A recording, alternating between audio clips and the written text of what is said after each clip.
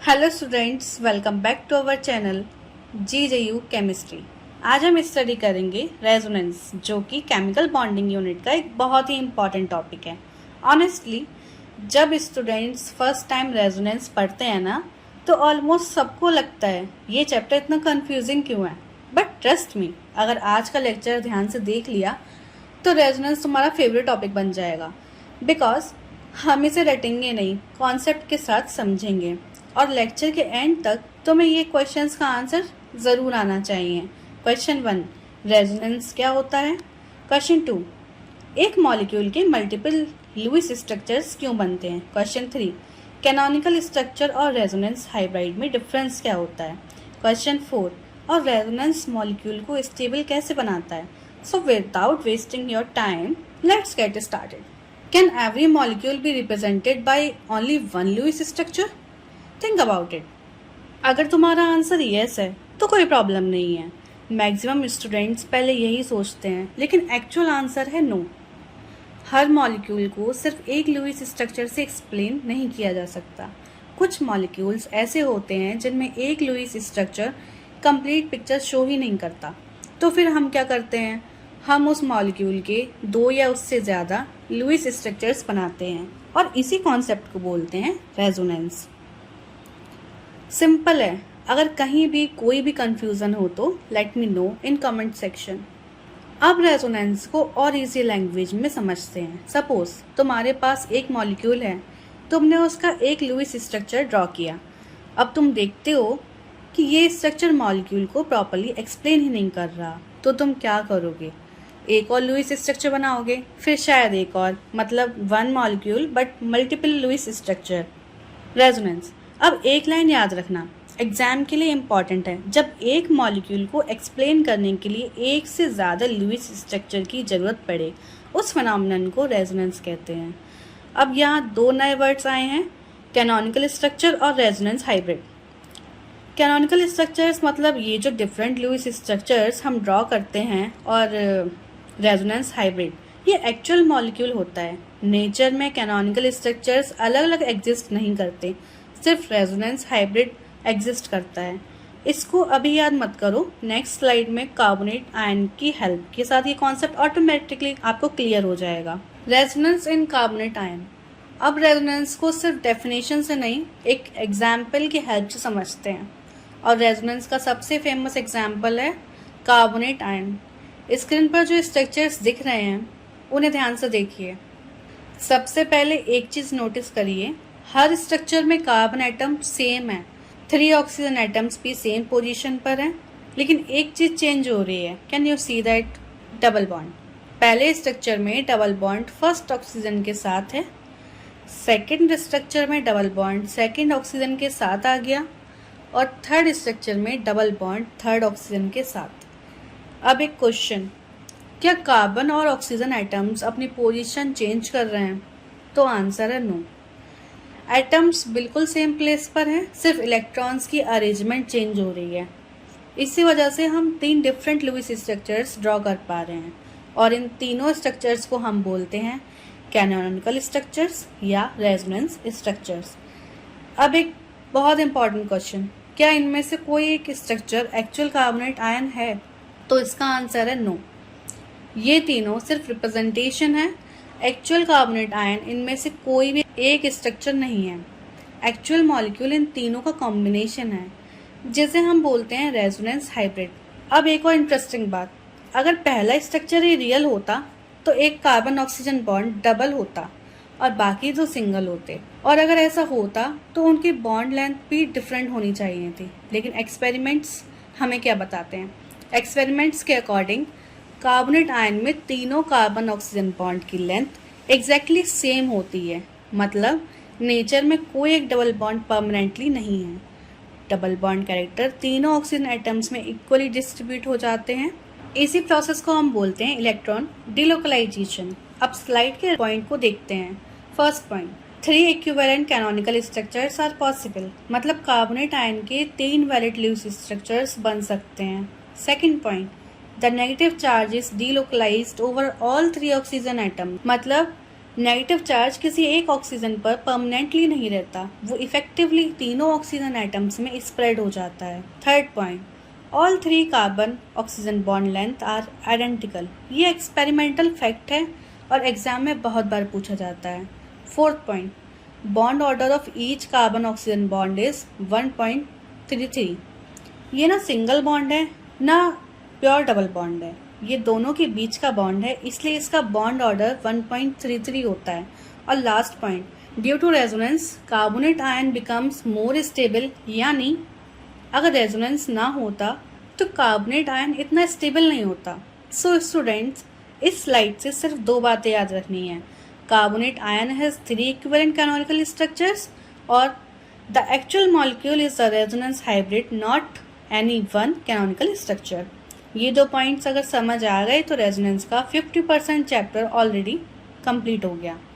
Electron delocalisation.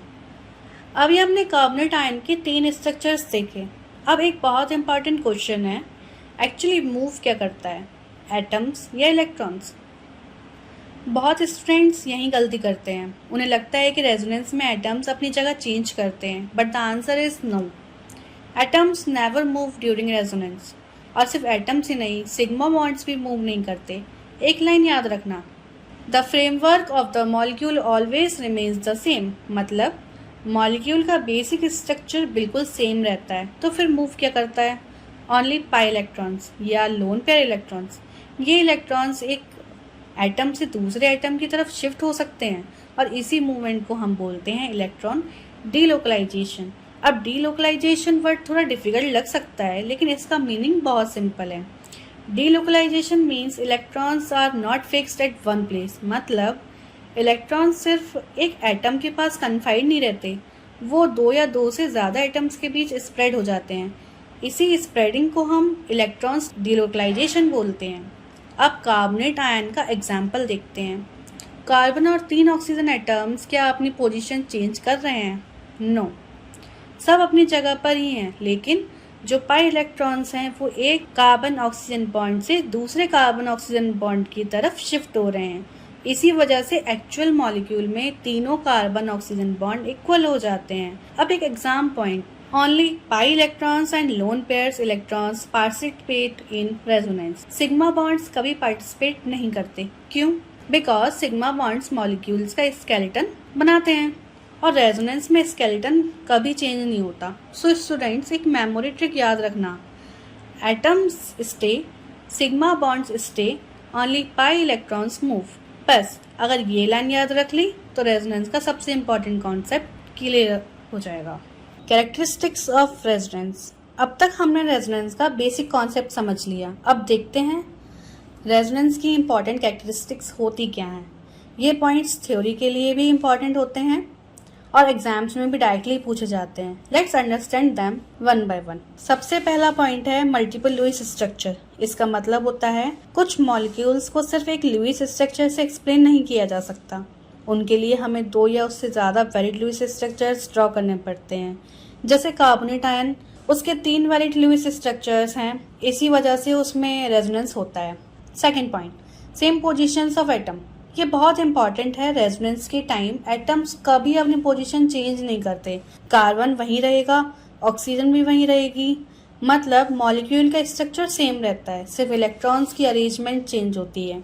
इसी point को कभी मत भूलना। Third point, different electrons arrangement. अब एटम्स सेम है तो डिफरेंस किस चीज में है? डिफरेंस सिर्फ इलेक्ट्रॉन्स में है। कभी डबल बॉन्ड इधर दिखेगा, कभी उधर, कभी नेगेटिव चार्ज एक ऑक्सीजन पर दिखेगा, कभी दूसरी ऑक्सीजन पर। मतलब एटम सेम है लेकिन इलेक्ट्रॉन्स की पोजीशन डिफरेंट है। इसी वजह से डिफरेंट रेजोनेंस स्ट्रक्चर्स बनते हैं। Resonance structures are imaginary. अब एक बहुत इंपॉर्टेंट पॉइंट है, रेजोनेंस स्ट्रक्चर्स आर हाइपोथेटिकल और इमेजिनरी। यहाँ इमेजिनरी का मतलब क्या है? क्या ये फेक है? नहीं, ये सिर्फ मॉडल्स हैं। हम इन्हें मॉलिक्यूल को समझाने के लिए ड्रॉ करते हैं, जैसे अर्थ को समझाने के लिए ग्लोब यूज करते हैं। ग्लोब असली अर्थ नहीं होता। वैसे ही कैनोनिकल स्ट्रक्चर्स भी एक्चुअल मॉलिक्यूल नहीं होते, ये सिर्फ एक्सप्लेनेशन के लिए होते हैं। They do not exist independently. अब अगला पॉइंट, ये कैनोनिकल स्ट्रक्चर्स कभी भी नेचर में अलग अलग एग्जिस्ट नहीं करते। मतलब पहला स्ट्रक्चर अलग से नहीं मिलेगा, दूसरा स्ट्रक्चर भी नहीं मिलेगा और तीसरा भी नहीं। नेचर में सिर्फ वन एक्चुअल स्ट्रक्चर एग्जिस्ट और उस एक्चुअल स्ट्रक्चर को हम बोलते हैं resonance hybrid. Actual molecule equals to resonance hybrid. अब ये लाइन याद कर लो, actual molecule is a resonance hybrid. Resonance hybrid इन सभी रेजोनेंस स्ट्रक्चर्स का कॉम्बिनेशन होता है, इसलिए एक्चुअल मॉलिक्यूल इनमें से कोई एक स्ट्रक्चर नहीं होता। अब एक क्वेश्चन, अगर एक्चुअल मॉलिक्यूल हाइब्रिड है तो उसका क्या एडवांटेज है? Answer, it becomes more stable. क्यों? बिकॉज इलेक्ट्रॉन्स एक ही जगह कंसंट्रेट नहीं रहते, वो स्प्रेड हो जाते हैं और जब इलेक्ट्रॉन्स स्प्रेड होते हैं तो रिपल्शन कम होती है और मॉलिक्यूल्स ज़्यादा स्टेबल हो जाते हैं। Lower energy.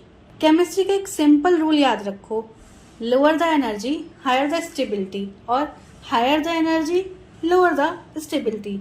रेजोनेंस हाइब्रिड की एनर्जी हर इंडिविजुअल कैनोनिकल स्ट्रक्चर से कम होती है, इसी वजह से रेजोनेंस हाइब्रिड सबसे स्टेबल होता है। सो स्टूडेंट्स, अगर मुझे पूरे स्लाइड को सिर्फ 2 लाइंस में समराइज करना हो तो मैं कहूँगी canonical structures are imaginary, resonance hybrid is real, more stable and has lower energy. बस ये लाइन याद रखो, कैरेक्टरिस्टिक्स कभी नहीं भूलोगे। Conditions for resonance. रेजोनेंस के लिए पहली कंडीशन है एडजेसेंट पी ऑर्बिटल्स का होना। कंटिन्यूअस ओवरलैप होना चाहिए ताकि इलेक्ट्रॉन्स इजीली डिलोकलाइज हो सकें। दूसरी कंडीशन कॉन्जुगेशन है। मॉलिक्यूल्स में अल्टरनेटिंग सिंगल और डबल बॉन्ड्स या डबल बॉन्ड के साथ लोन पेयर होना चाहिए। सिर्फ पाई इलेक्ट्रॉन्स या लोन पेयर इलेक्ट्रॉन्स रेजोनेंस में पार्टिसिपेट करते हैं। एक और इम्पोर्टेंट बात याद रखिएगा कि रेजोनेंस के दौरान एटम्स कभी मूव नहीं करते, सिर्फ इलेक्ट्रॉन्स की अरेंजमेंट चेंज होती है। रेजोनेंस एनर्जी वो एक्स्ट्रा स्टेबिलिटी है जो मॉलिक्यूल्स को इलेक्ट्रॉन डीलोकलाइजेशन की वजह से मिलती है। जितनी ज्यादा डीलोकलाइजेशन होगी उतनी ही ज्यादा स्टेबिलिटी और रेजोनेंस एनर्जी होगी। इस डायग्राम में आप देख सकते हैं कि रेजोनेंस हाइब्रिड की एनर्जी इंडिविजुअल कैनोनिकल स्ट्रक्चर से कम होती है। एनर्जी का ये डिफरेंस ही रेजोनेंस एनर्जी कहलाता है।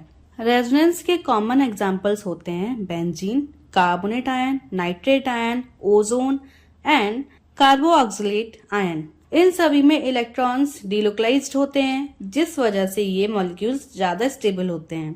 कैनोनिकल स्ट्रक्चर्स सिर्फ हाइपोथेटिकल रिप्रेजेंटेशंस होते हैं। एक्चुअल मॉलिक्यूल्स रेजोनेंस हाइब्रिड होता है, जो सभी कैनोनिकल स्ट्रक्चर्स का कॉम्बिनेशन होता है। एग्जाम के लिए ये क्वेश्चंस बहुत इंपॉर्टेंट हैं। 5 मार्क्स में डिफाइन रेजोनेंस, 10 मार्क्स में अक्सर कार्बोनेट आयन का रेजोनेंस एग्जाम्पल कीजिए और 15 मार्क्स में रेजोनेंस और रेजोनेंस एनर्जी को सुटेबल एग्जाम्पल्स के साथ एक्सप्लेन कीजिए। आज हमने resonance canonical structures, resonance hybrid, electron delocalisation और रेजोनेंस एनर्जी के कॉन्सेप्ट्स को काफी डिटेल में समझा।